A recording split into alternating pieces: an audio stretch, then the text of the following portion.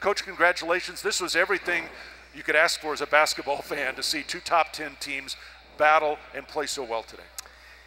No doubt. I mean, this game wasn't for the faint of heart, whether you were a fan, a coach, and certainly the players. But I thought there really wasn't a loser in today's game. I mean, Gonzaga coming on the road into this type of environment, our fans were amazing.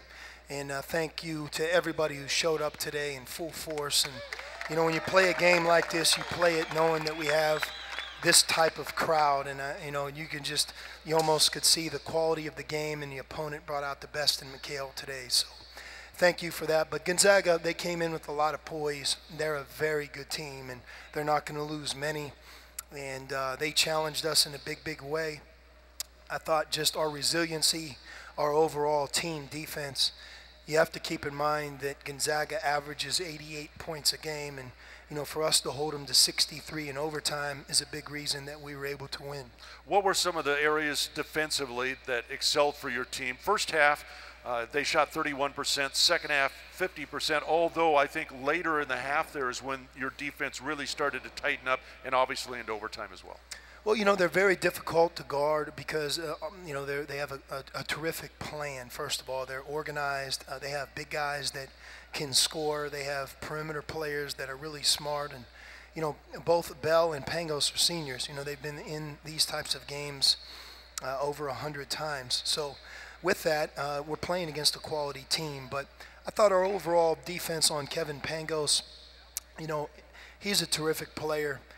But he earned everything today. And that's what you want to do against a player like him, where you look at the shots that he takes and makes and say that every one of them were hard-earned, that there were no gimmies. And I really felt we were able to do that. And it wasn't one player. It was TJ. It was Rondé. Elliott came in and did a good job on him. Gabe was on him for a little bit. But it was a team effort. And the other guy that to me sometimes doesn't get enough credit in these types of games is Caleb. Not only does he get 11 points and 7 rebounds, but his task defensively for 40-plus minutes was monumental. I mean, the guys that he's guarding, the physicality it takes to defend, and he took a huge charge down there on the left block that in many ways, in my mind, won the game. And so it was a lot of different players. You could point to Brandon Ashley from an offensive perspective. He was our best player offensively. He made timely big shots, and that was great for us to see him do that. And I think for Brandon, it was great for him to do that, because without realizing it, he's been off for such a long time that I think Brandon will continue to hit his stride as our season evolves. You mentioned there's really not a loser in this ball game. I want to go back the 3 games in Maui. Really saw your team start to gel in those 3 games. Now these 2 back home. I mean, have you seen some bigger strides over the last week or so? We're improving. You know, the first half on offense, the basketball didn't move. And when you play against a good team, a disciplined team, a well-coached team, your individual talent's not going to win in this type of game. They help when they're supposed to. They draw charges when they're supposed to. They know what they're doing. So the way you have to play offensively is that basketball has to move, and it has to be reversed, and screens have to be set.